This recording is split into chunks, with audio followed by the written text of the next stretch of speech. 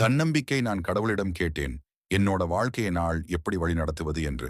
கடவுள் சொன்னார், உன் அறையில் பார் என்று. என் அறைக்குச் சென்றேன். எல்லா பதிலும் அங்கு எனக்கு கிடைத்தது. மேற்கூரை சொன்னது, உன் எண்ணங்களை உயர்வாக வை என்று.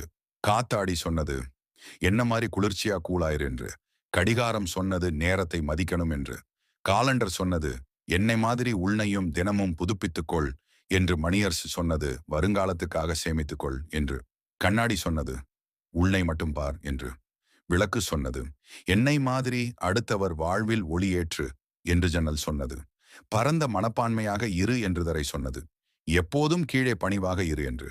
படிக்கட்டு சொன்னது, வாழ்க்கையில் ஒவ்வொரு படியிலும் ஏறும்போதும் கவனமாக அடி எடுத்து வை என்று. இதுபோல வாழ்க்கையில் தாம் கடைபிடித்து வந்தால் மிக உயர்ந்த நிலைக்கு வரலாம். இந்த பதிவு உங்களுக்கு பயனுள்ளதாக இருந்தால் மேலும் பல பதிவுகளுக்காக நம்ம சேனலை சப்ஸ்கிரைப் செய்யவும்